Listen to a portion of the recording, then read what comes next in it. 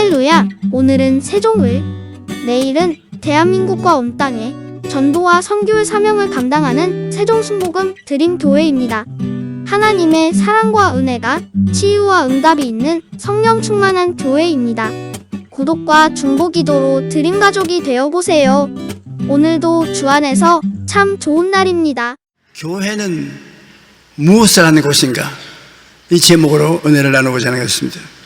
예수님께서 침례 요한에게 침례를 받으신 후에 하늘 문이 열리고 하늘에서 성령이 비둘기같이 그 위에 임하시고 하나님이 이는 내 사랑하는 자요 내 기뻐하는 아들이라는 음성으로 보장을 해 주셨습니다.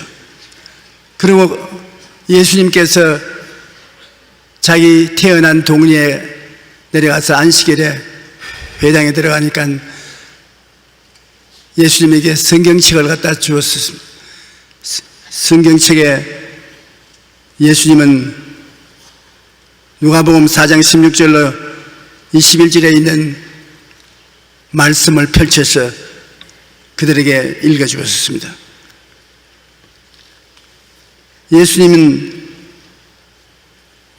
교회가 그냥 막연하게 사람들이 오다 가다 모이는 곳이 아니라 예수님의 몸된 교회요, 성령이 오신 줄 알아야만 성령의 집임이거든. 그러므로 교회에 참석하는 우리들은 예수님을 만나러 교회에 오는 것이고 성령님의 역사를 체험하기 위해서 교회에 오는 것입니다. 우리가 그냥 텅 빈 공간에 서로 교제하기 위해서 모였다가 헤어지는 것이 교회가 아닙니다. 교회는 예수 그리스도의 몸이라고 말합니다. 예수 그리스도께서 교회를 옷 입고 계십니다. 성령의 전입니다. 성령께서 전에 가득하게 와 계십니다. 예수님은 교회를 통해서 뭘 하시며 성령은 예수 그리스도의 몸된 교회에 임재하여 무엇을 하시는가? 그에 대한 분명한 대답을 주님께서 성경에 주시고 있는 것입니다. 교회는 엄청난 하나님의 역사가 이루어지는 곳이 교회인 것입니다. 주님께서 교회에 임하셔서 행하실 일을 스스로 말씀했는데, 교회는 가난한 자에게 복음을 전하기 위하여 예수님께 기름을 부으시고 교회에 예수님이 계셔서 복을 내려주신 것이 교회라는 것입니다. 여기 가난한 자라는 것은 물질적으로 가난한 자라는 말인 것입니다. 아담과 하와가 에덴 동산에서 쫓겨난 이후로 땅은 저주를 받아 가시와 엉겅퀴를 내고 물질적으로 늘 가난하고 헐벗고 굶주렸습니다. 그런데 예수님이 교회에 오시고 난 다음에 주님은 이 물질적인 가난에서 성도들을 해방시켜 주시기 위해서 와 계신다고 말씀하셨습니다. 좋은 소식을 가난한 자에게 주는데, 여러분, 가난한 사람에게 좋은 소식이 뭡니까? 가난을 면하는 것이 좋은 소식 아닙니까? 예수님은 교회에 오시는 이유가 종교적인 의식이나 형식을 취하기 위해서 오시는 것이 아니라 현재 배고프고 헐벗고 굶주리고 고통당하는 사람들에게 좋은 소식이 전하여 왔다. 그러므로 오늘 이 자리에 와 계신 예수님은 여러분에게 속삭이십니다. 나는 너에게 좋은 소식 전하기 위해서 왔다. 너 가난하고 헐벗고 굶주림에서 너를 피하게 해주시고 헐벗고 굶주리고 고난당한 자를 오히려 도와줄 수 있도록 축복하기 위해서 내가 내게 왔다. 그러므로 우리는 교회에 오므로 예수님이 우리를 부유케 하신다는 것을 알아야 되는 것입니다. 우리 마음이 언제든지 나는 가난하다, 나는 못 산다, 잘 안 된다, 그런 마음을 품고 있으면 안 돼요. 예수님께서 우리를 축복해 주셔서 부유하게 살게 하려고 교회에 오셨다는 것입니다. 그러므로 우리의 마음이 부유로운 생각으로 가득 차 있어야 되는 것입니다. 나는 축복받았다. 나는 주님께서 일용할 양식을 늘 공급해 주신다. 나는 하나님의 영광을 위해서 부자가 된다. 우리가 부끄럼 없이 그렇게 말할 수 있는 것입니다. 왜냐하면 이스라엘 백성이 애굽을 나와서 광야에 들어왔을 때 대략 숫자가 한 300만 되었습니다. 한 300만 되는 이스라엘 백성에게 매일같이 먹을 양식을 주었습니다. 광야에서 농사도 지을 수 없고 모래판 민둥산밖에 없는 그런 광야에서 하나님은 40년 동안 300만에게 하루 삼시세 때 먹게 해주셨습니다. 만나를 주셨어요. 농사를 하나님이 짓지도 않았는데 아주 가난하고 헐벗고 굶주리고 못 먹고 영양실조가 되어 죽어야 될 곳인데 그게 하나님께서 만나를 내려주셔서 40년 동안 먹었습니다. 그러므로 하나님이 우리 교회에 와서 복을 준다고 말하면 하나님이 교회에 와서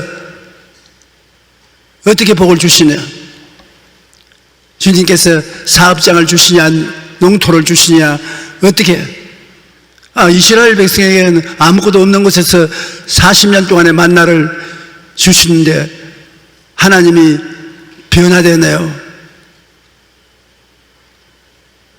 예수님께서 갈릴리 호숫가 광야에서 남자만 5,000명, 부녀자 기만 명이 왔을 때 오병이어로 5,000명을 먹이고 12바구니 남겠다. 그 이후에 다시 한번 4,000명에게 배불리 먹게 한 적이 있습니다. 주님께서는 전능하신 하나님이기 때문에 꼭 심고 거두어야 되는 줄 알지만은 주님이 원하시면 축복하시면 그 축복이 우리 눈앞에 나타나게 되는 것입니다. 아브라함이 갈대아 우르에서 하나님의 선택을 받아서 가나안 땅에 들어올 때 주님이 말씀으로 축복을 주셨습니다. 너는 내 전토 친척 아비 집을 떠나 내가 네게 보여준 땅으로 가라. 내가 그곳에서 큰 민족을 이루어주고 크게 축복해 주니 너는 복이라. 복의 자체 복덩어리라는 것입니다. 사람이 너에게 저주하면 내가 그를 저주할 것이요 너에게 복을 빌면 그에게 복을 내려주지 온 세상이 너로 말미암아 복을 받을 것이라. 75살 먹는 노인에게 새 인생을 출발하라고 하시고 난 다음에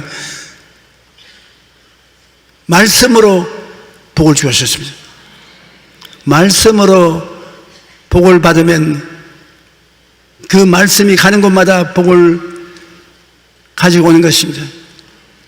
우리가 예수를 믿으면 주님께서 가난한 자에게 복된 소식을 전하러 오신 주님이기 때문에 주님이 여러분에게 축복을 해 주시는 것입니다. 축복 음성만 들으면 정말 좋습니다. 그래서 한 민족이 주님을 믿으면 더 많은 수가 믿으면 믿을수록 복받은 사람이 많아지니까 나라가 복받게 되죠. 오늘날 한국이 6.25 사변 이후에 왜 이렇게 갑자기 잘 살게 되는지 수수께끼가 되어 있습니다. 가는 곳마다 잘 사는 나라는 못 사는 나라가 도와달라고 손 내밀면 우리 보고 손대지 말고 한국에 가서 배워라고. 또 못 사는 사람 나라는 자기 국민들에게 한국을 배우자. 그런데 한국이 특별히 그들보다 나은 것이 별로 없습니다. 그들보다 나은 것은 국회에서 국회의원들 싸움 잘하는 거든. 국민들이 걱정을 할 정도로 싸운단 말이에요. 왜 그런지 모르겠어요. 그렇게 우리 지역을 대표하고 훌륭하게 국민을 잘 살게 할 분을 우리가 찍어서 대표로 국회에 보냈는데 가기만 하면 스키 타듯이 그냥 싸움을 올라타가지고서 달리는데 정신이 없습니다. 그러나 하나님은 예수를 믿으면 아브라함에게 말씀한 것처럼 복된 소식을 전해주는 것입니다. 그러니 우리 한국이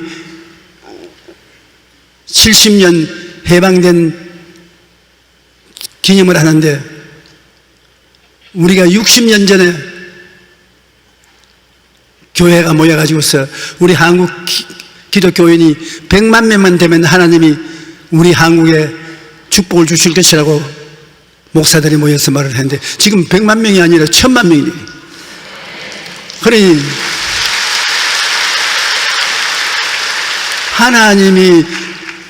하나님을 믿는 백성에게 가난한 자에게 복된 소식을 전해주겠다고 말씀했는데 복된 소식이 더 많은 사람에게 전달하니까 복이 자꾸 많아지는 것입니다.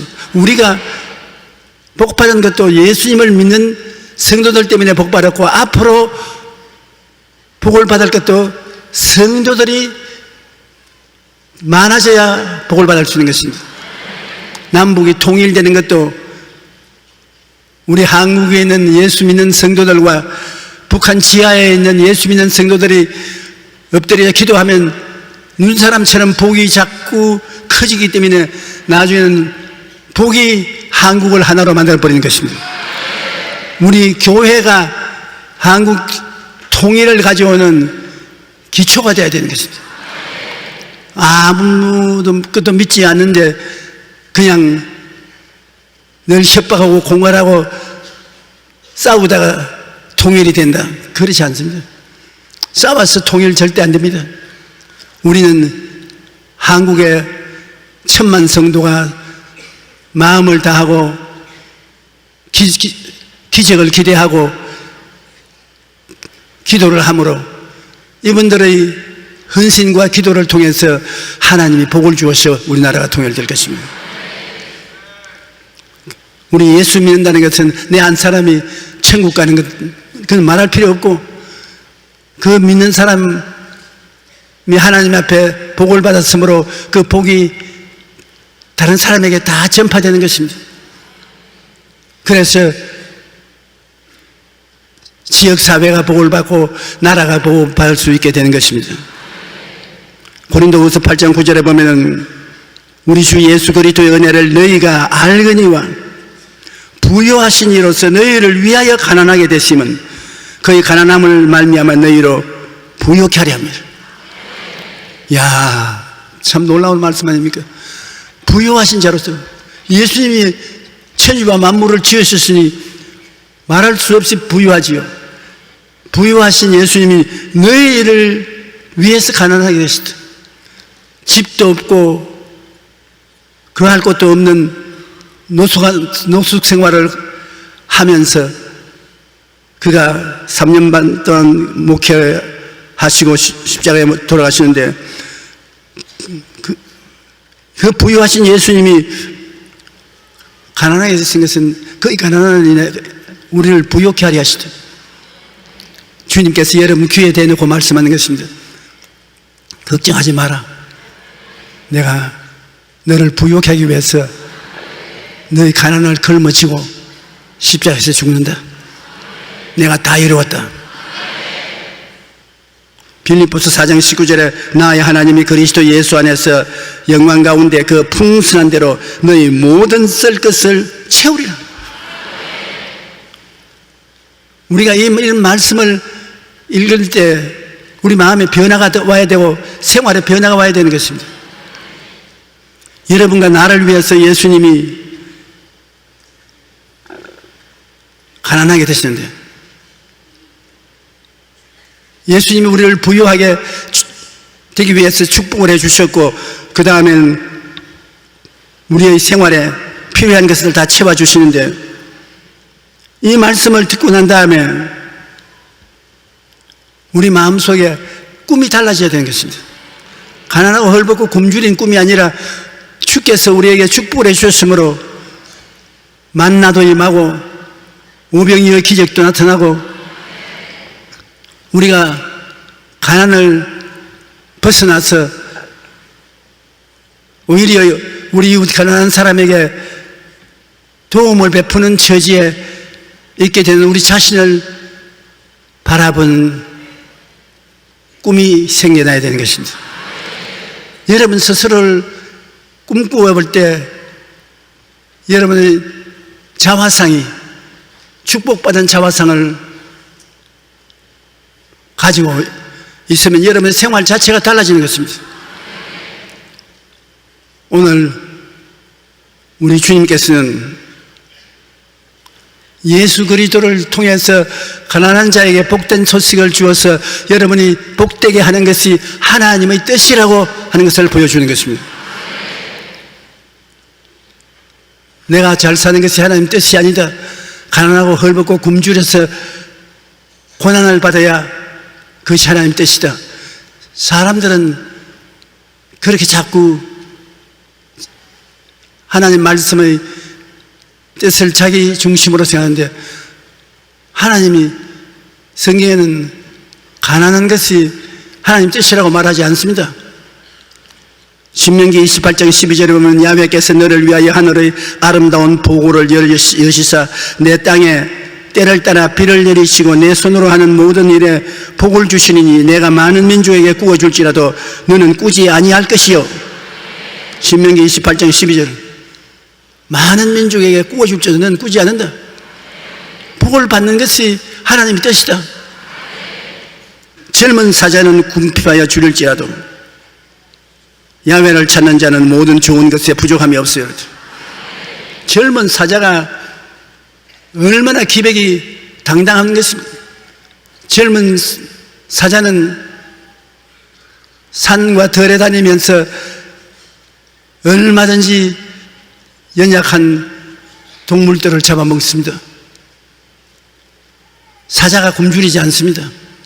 그런데 하나님은 여러분을 보시고 넌 사자보다 더 좋은 팔자다. 젊은 사자가 굶주린 그러한 어려운 때가 와더라도 너는 안 굶주린다. 나를 알면 너에게는 부족함이 없으리로다. 그러므로 여러분 우리 생각을 바꾸어야 되고 자화상을 바꾸어야 되는 것입니다. 교회는 무엇하는 곳이냐? 그곳에 와서 하나님의 축복을 깨닫고 자기 자화상을 바꾸어서 복받은 사람이 되어서 나가는 것이 교회인 것입니다. 가난한 사람이 모여서 원망 불평 탄식하는 것이 교회가 아닙니다. 하나님의 복이 기다리고 있는 것이 교회인 것입니다. 믿음은 들으면서 남의 들으면 그리스도의 말씀으로 말미암느니라. 예수님께서 우리에게 복을 선언하시고 그 복의 선언을 귀로서 듣고 생각이 부여의식으로 가득 차지고 자화상이 달라지고 어깨를 펴고 두려워하지 않고 믿음을 가지고 나는 잘 산다. 나는 축복받았다. 나는 남에게 꾸어줄 자도 꾸지 않다. 창조적인 선언을 하면서 살아갈 수 있는 사람을 만드는 것이 바로 교회인 것입니다. 2015년 UN 보고서에 의하면 아직도 기아로 고통당하는 사람들이 전 세계에 약 8억 명이 된다고 합니다. 8억이 된 사람들이 굶주리고 있어요. 9사람 중 1사람이 제대로 먹지 못해서 고통받고 있는 것입니다. 특히 어린아이들은 5초에 1명씩 굶주림으로 인하여 영양실조로 죽어가고 있다는 것입니다. 5초에 1명. 우리 돈으로 하루 300원이면 건강에 필요한 영양소를 모두 공급받을 수 있는데 그것조차 없어서 죽어가고 있는 것입니다. 그러므로 가난은 결코 미덕이 아닙니다. 그것은 고통입니다. 우리와 가까운 북한의 기아 상황은 매우 심각합니다. 북한 주민의 약 40%가 굶주림에 허덕이고 있으며 특히 5살 미만 어린이 220만 명 중 절반가량인 100만 명이 영양실조에 질병으로 고통받고 있는 것입니다. 그러다가 올해 가뭄으로 인해 북한의 기아 상황이 최악의 사태에 빠질 수 있는 위험이 있습니다. 그러니까 가난이 우리에게 축복이 아니라는 것은 우리 환경을 봐도 충분히 이해할 수 있는 것입니다. 그러므로 여러분은 제가 늘 찬송을 같이 부르는 것처럼 내 영혼이 잘됨 같이 내가 범사에 잘되고 강건하기를 내가 강구하노라. 이게 근본입니다. 우리는 교회에 와서 이 근본적인 하나님의 뜻을 옷 입고 자화상이 달라져서 하나님께 감사하고 찬송하며 하나님 축복했으므로 5병이어로 5,000명이 되듯이 그런 기적이 우리에게 따라오며 이스라엘의 만나를 40년 동안 내리시듯이 주님께서 무엇을 먹을까, 무엇을 입을까, 무엇을 마실까 이런 것을 염려하지 않고 살아갈 수 있도록 만들어 주시는 것입니다. 한번 하나님을 믿어 보십시오. 하나님께 짐을 맡겨 보십시오. 극한 상황에 이를 때 반드시 도움이 다가오게 되고 여러분 희한한 신앙 체험을 할 수 있게 되는 것입니다. 그 다음으로 교회가 무엇하는 곳이냐? 포로된 자는 교회에 오면 자유를 얻는다는 것입니다. 모든 사람들이 다 죄의 포로가 되는 것입니다. 아담과 하와의 자손치고 죄가 포로가 되지 않은 사람은 없습니다. 죄악에서 포로된 사람이 자기 힘으로 아무리 해방이 되려고 해도 해방이 안 돼요. 여러분, 우리의 일생의 죄를 예수님의 십자가 피로서 씻음을 받은 것처럼 모든 허물도 예수 그리스도의 십자가의 보혈로 씻음을 받지 않고는 허물의 사함을 받을 수가 없습니다. 우리가 죄만 용서받는 것이 아니라 나쁜 습관도 십자가의 보혈로 해방을 얻을 수가 있는 것입니다.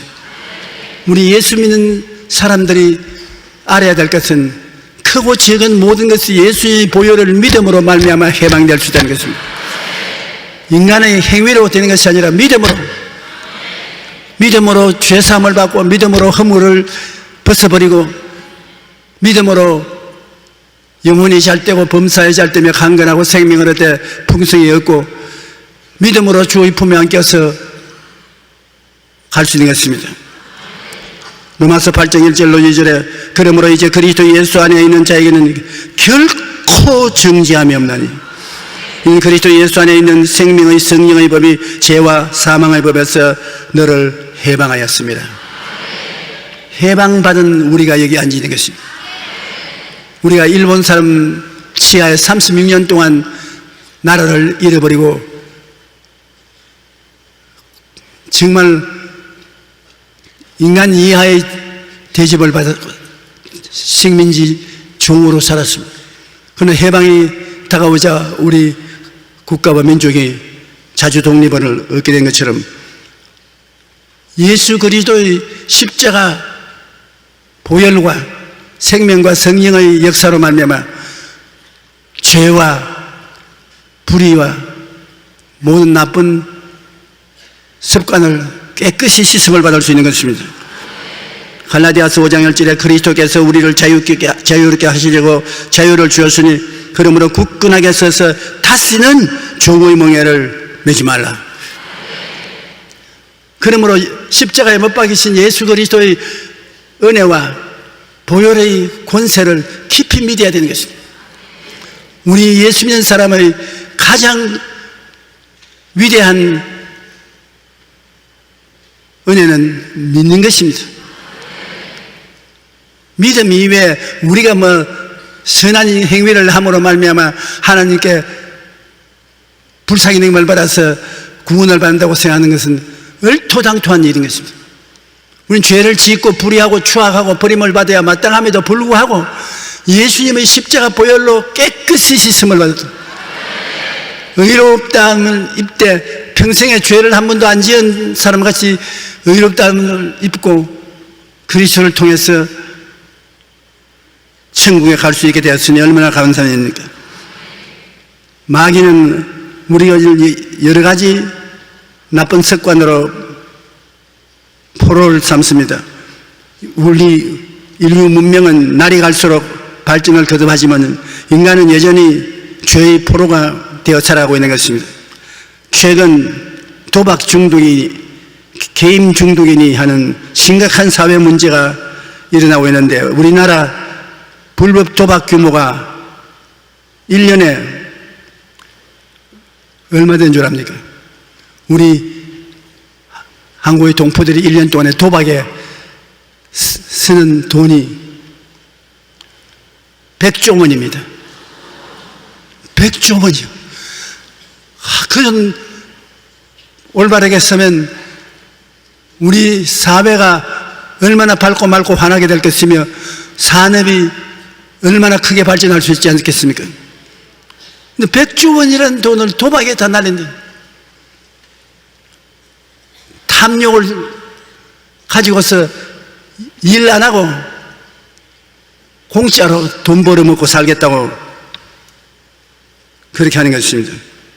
요즘 초중등 학생까지 인터넷 도박에 빠져들고 있는데 2012년 중고등학교 학생 2,000여 명을 대상으로 도박 실태를 조사했더니 그 학생의 73%가 온라인 도박을 한다는 것입니다.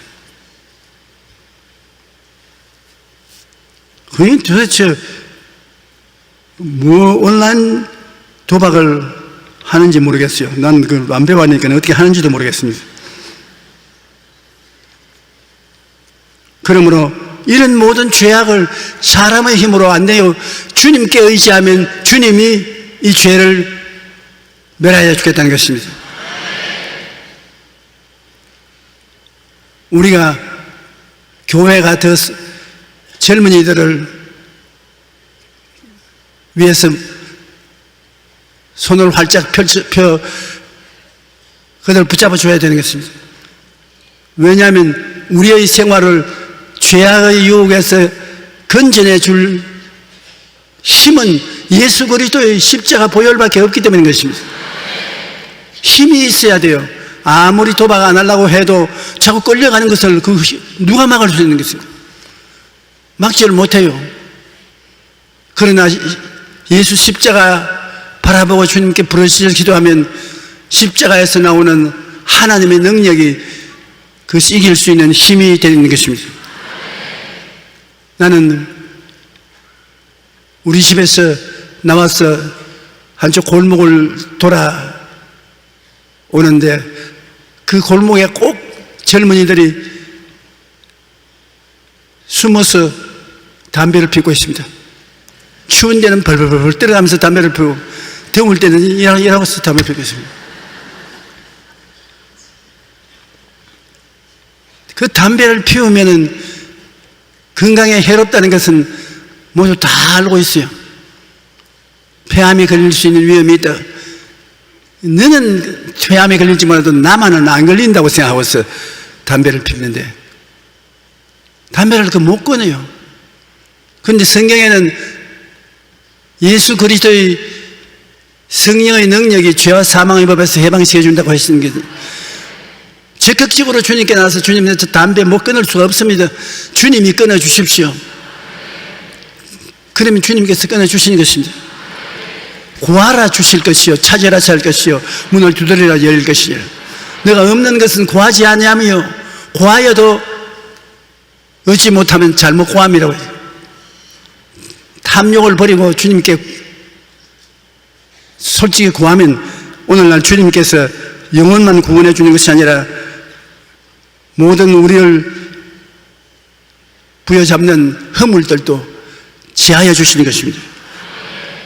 셋째로 우리 주 예수 그리스도께서 계시는 교회에 우리가 왜 나오냐? 눈을 다시 떼서 보게 하기 위해서 나옵니다. 아담과 하와는 하나님의 형상과 모양을 대로 지음받아 그 영성이 살아있기 때문에 하나님을 보고 하나님 것으로 대화할 수 있습니다. 그런데 타락하고 난 다음에 영의 죽음으로 영안도 죽고 마는 것입니다. 육신의 눈은 있으나 영적인 눈은 죽어버렸습니다. 그런데 교회에 와서 예수 그리스도를 믿음으로 말미암아 영적으로 새로 태어나면 영안이 열려서 여러분 교회가 예수 그리스도의 몸된 것이 교회요 성령이 이곳에 임재하여 계시고 예수 그리스도와 성령이 구하는 우리들을 축복해 주신다는 것을 깨달아 알 수 있게 만들어 주시는 것입니다. 우리 영안이 열려서 하나님의 세계를 볼 수 있게 된다는 것은 얼마나 놀라운 일입니까? 에베소서 1장 17절로 19절에 우리 주 예수 그리스도의 하나님 영광의 아버지께서 지혜와 계시의 영을 너희에게 주사 하나님을 알게 하시고 너희 마음의 눈을 밝히사 그의 부르심의 소망이 무엇이며 성도 안에서 그 기업의 영광의 풍성함이 무엇이며 그 힘의 위력으로 역사하심을 따라 믿는 우리에게 베푸신 능력의 지극히 크심이 어떠한 것을 너희로 알게 하시기를 구하노라.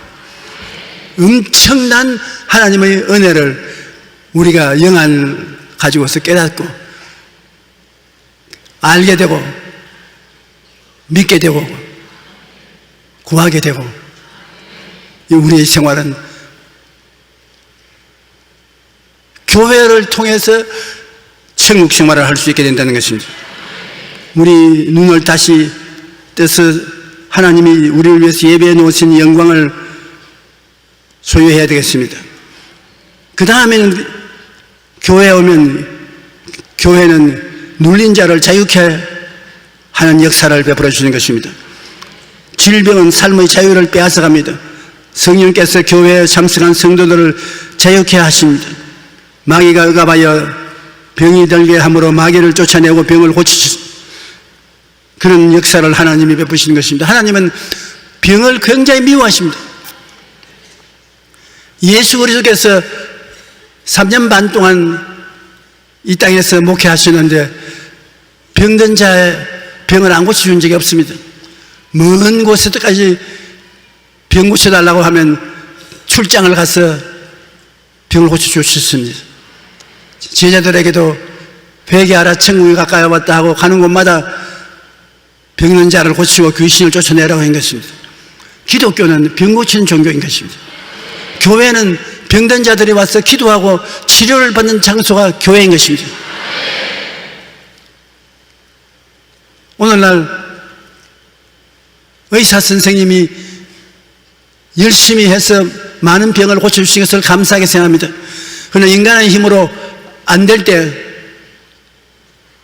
3차원의 원리로서는 안 될 때 4차원의 영성인 성령의 권능이 있는 교회에 와서 우리가 기도하면 하나님 기적이 나타나는 것입니다. 어떠한 사람은 우리가 의학적인 도움을 받아서 치료하면 하나님이 진노하셔서 기도를 안 들어준다고 그렇게 오해를 하는데 그렇지 않습니다. 하나님이 원하시는 것은 치료에 있지 병원에 가서 치료받아서 나았느냐 주님이 안수 기도해서 나았느냐 그것을 따지지 않습니다. 여러분이 치료해서 건강해지기를 하나님이 원하시는 것입니다. 그러므로 하나님이 여러분을 영원에 보내서 영원의 도움을 받게 하기도 하시고 그렇지 않고 주님이 직접 여러분에게 안수해서 고쳐주기도 하시는 것입니다. 그러므로 방법에 대해서는 걱정하지 말고 구원, 치료를 받는다는 그 목적을 주님께서 관심을 가지고 계시다는 것을 잊지 마시기 바랍니다. 사도행전 10장 38절에 보면 하나님이 나사렛 예수에게 성령과 능력을 기름 붓듯 하였으며 그가 두루 다니시며 선한 일을 행하시고 마귀에게 눌린 모든 사람을 고치셨으니 이는 하나님이 함께 하셨습니다. 모든 사람을 고쳤다. 특별한 사람만 고친 것이 아닙니다. 하나님께서 예수님을 보내시며 그가 두루 다니시며 모든 사람을 고치셨다. 이 교회가 예수님의 몸이니까 여러분이 교회 와서 기도를 통해서 예수 그리스도와 만남을 가지면 낫는 거예요. 오늘 성찬 인식을 통해서 예수님을 만나면 그 만남은 은혜 속에서 주님이 고쳐주시는 거예요. 고치는 것이 하나님의 뜻이요 안 고치는 것은 마귀의 뜻인 것입니다. 도적이 오는 것은 도적질하고 죽이고 멸망시키는 것뿐이요 인정한 것은 양으로 생명을 얻게 하되 더 풍성히 얻게 하려 하노라. 죽이는 사망의 역사는 마귀가 가져오고 생명의 역사는 하나님의 아들이 가지고 오시는 것입니다. 축복을 받는 것은 하나님의 아들이 주신 것이요 패망케 하는 것은 원수 마귀가 하는 것입니다. 이 병은 스트레스에 의해서 온다고 성경은 가르쳐주고 있는 것입니다. 스트레스에 걸리면 온갖 병이 다 나타나는 것입니다. 눌림을 당하면 병이 됩니다. 마음이 눌리면 마음이 병들고 육신이 눌리면 몸이 병되는 것입니다. 눌리는 것을 스트레스라고 하는데 우리 국민이 일상생활에 스트레스와 직장인의 업무 스트레스가 OECD 국가들 중 최고 수준이라는 것입니다. 제일 스트레스를 우리 한국 사람들이 많이 받고 있다는 것입니다. 우리 사회는 경쟁이 심하기 때문에 일생 동안 스트레스를 경험하는데 청소년에게는 과도한 입시 경쟁 때문에 입시 스트레스가 굉장히 괴롭게 하는 것입니다. 청년은 취업난 때문에 스트레스를 받고 장년은 가계 및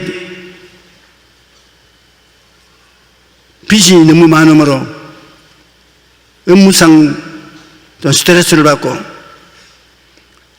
어쩌면 해고하고 직장을 잃지 않을까 하는 불안 때문에 스트레스에 고난받고 있으며 노년기에는 질병과 빈곤으로 스트레스에 시달리고 있는 것입니다. 우리 한국 사람은 말할 수 없는 스트레스를 당하고 있는 것입니다. 그런데 하나님이 오시면 그 스트레스를 몰아내고 여러분 해방과 자유를 얻게 되시고 치료받게 하시는 것입니다. 봄철에 길거리에 걸어가다가 돌 밑에서 노랗게 떠있는 풀을 보고 돌을 치워주면 얼마 있으면 새파랗게 그 풀이 살아서 일어나는 것입니다. 풀이 돌에 눌리면 노랗게 되어 죽습니다.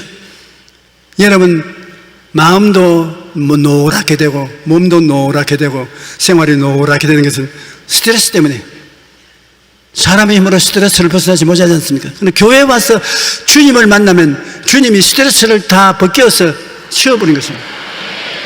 그리고 믿음, 소망, 사랑의 평강 속에서 새로운 힘을 얻어 일어나게 만들어 주시는 것입니다.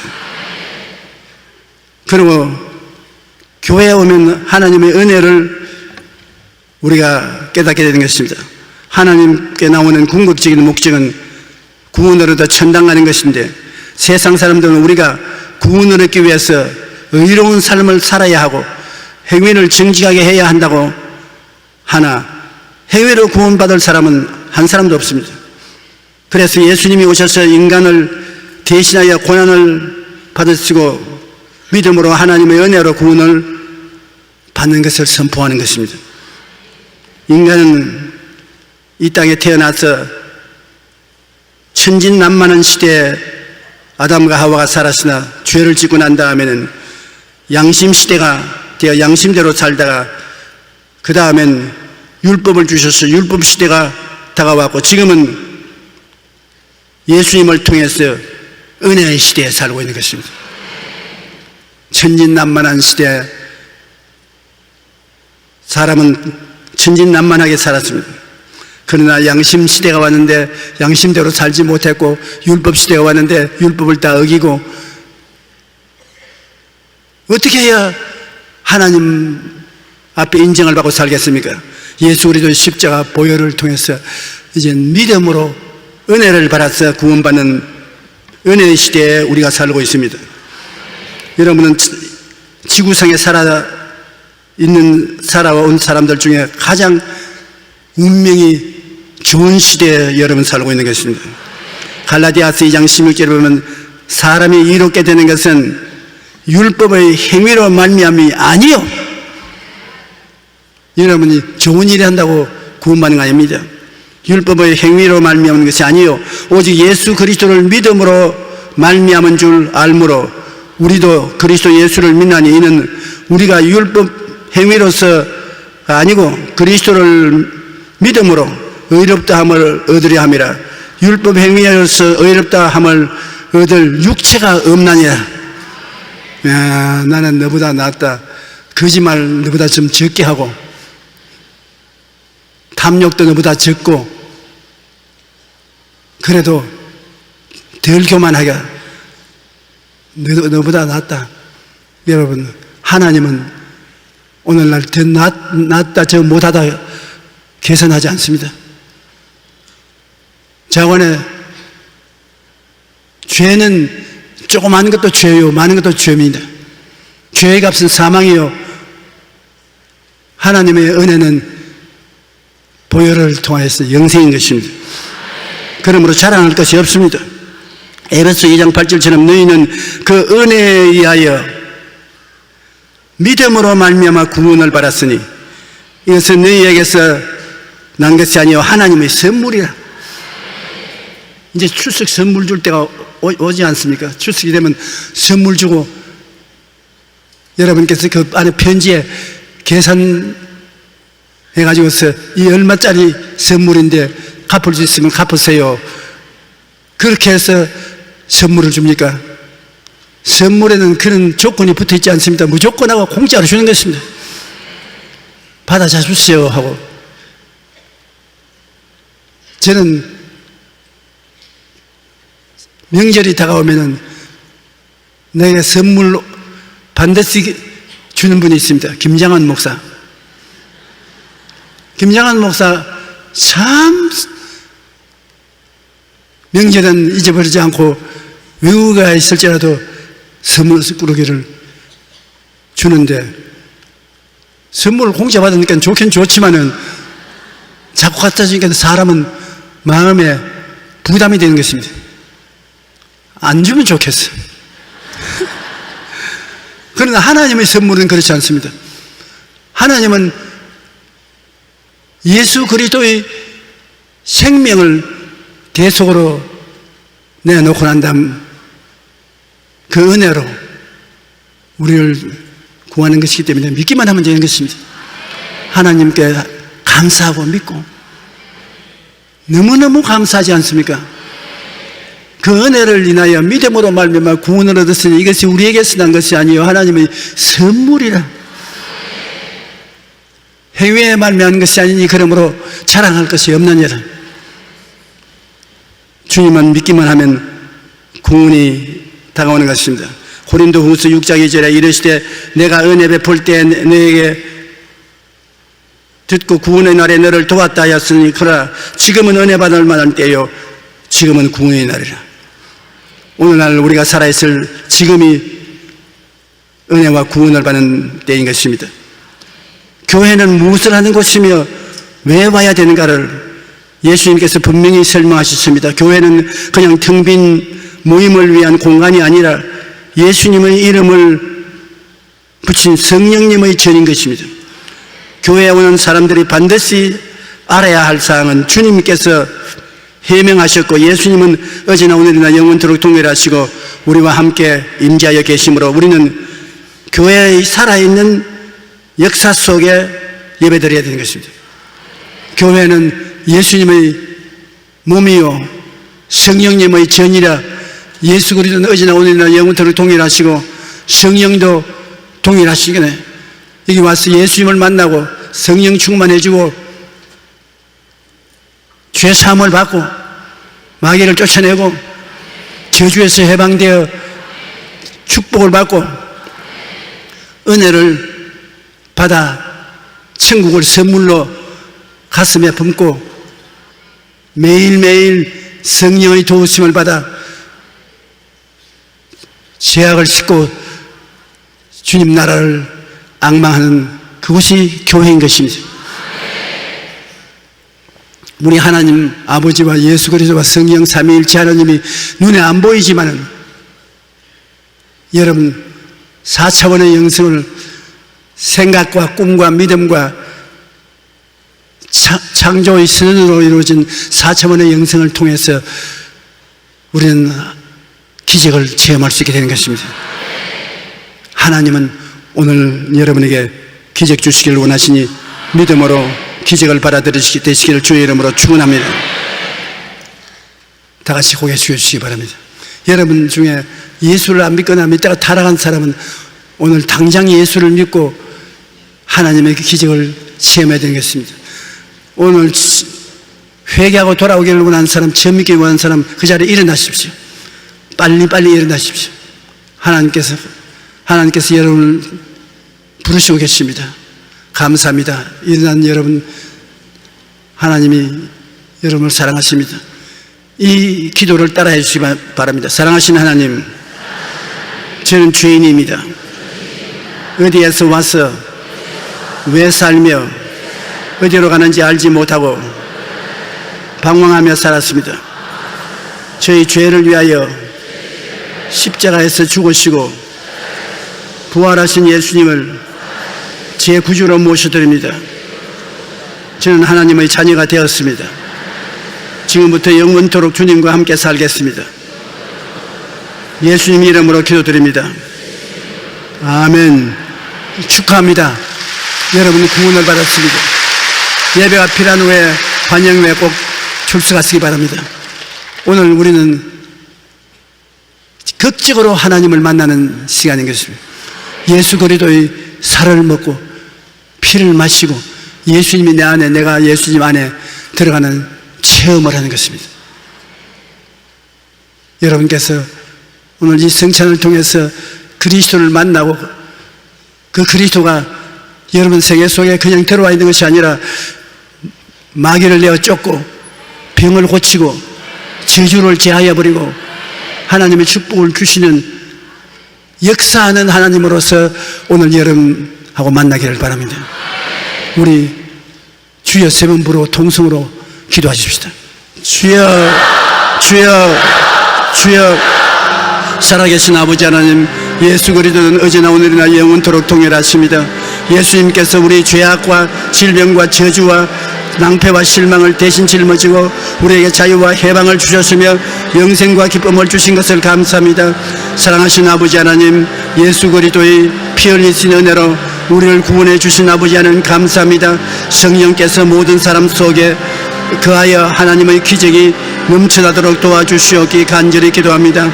오 살아계신 아버지 하나님이시여, 주님은 살아계신 하나님 아들 예수 그리스도이십니다. 예수님, 우리를 붙들어 주시고 우리 안에 기적을 베풀어 주시옵기 주님 간절히 기도하고 원합니다. 우리 주님이시여, 주님의 은혜를 너무나 감사합니다. 성찬에 대할 때 주님이 도와주시옵소서. 내가 곧 생명의 떡이라. 너희 조상들은 광야에서 만나를 먹었어도 죽었거니와 이는 하늘에서 내려온 떡이니 사람으로 하여금 먹고 죽지 아니하게 하려는 것이라. 나는 하늘에서 내려온 살아있는 떡이니 사람이 이 떡을 먹으면 영원히 살리라. 내가 줄 떡은 곧 세상의 생명을 위한 내 살이니라 하시니라. 그러므로 유대인들이 서로 다투어 이르되 이 사람이 어찌 능히 자기의 살을 우리에게 주어 먹게 하겠느냐. 예수께서 이르시되 내가 진실로 너희에게 이르노니 인자의 살을 먹지 아니하고 인자의 피를 마시지 아니하면 너희 속에 생명이 없나니라. 내 살을 먹고 내 피를 마시는 자는 영생을 가졌고 마지막 날에 내가 그를 다시 살리리니 내 살은 참된 양식이요 내 피는 참된 음료로다. 내 살을 먹고 내 피를 마시는 자는 내 안에 거하고 나도 그 안에 거하나니 살아계신 아버지께서 나로 보내시어 내가 아버지로 말미암아 사는 것 같이 나를 먹는 그 사람도 나로 말미암아 살리라. 살아계신 아버지 하나님, 예수 그리스도께서 잡히시던 밤에 제자들에게 식탁을 같이 하시고 떡을 떼어 내 살이라고 하시고 잔을 비어 내 피라고 하셔서 예수 그리스도의 몸과 피에 같이 참여하도록 만들어 주신 것을 감사합니다. 우리 주님이시여, 우리는 영안을 열어서 오늘 우리가 받아먹는 뜻과 마시는 잔이 예수 그리스도의 몸과 피라는 것을 직접으로 믿게 하여 주시옵소서. 오늘 하나님은 예수 그리스도의 깨어진 몸과 그 피를 통해서 우리의 죄와 허물을 다 사하고 죄의 포로에서 자유를 얻게 하여 주시고 병을 다 고쳐 주시옵시고 스트레스를 다 제하여 주시고 풍성한 생명을 허락하여 주시고 삶의 기쁨을 허락하여 주심을 감사합니다. 모두 다 예수 그리스도를 만남으로 영혼이 잘되고 범사에 잘되며 강건하고 생명을 얻되 풍성하게 얻는 기적이 일어나게 도와주시옵소서. 예수 이름으로 축복합니다. 아멘.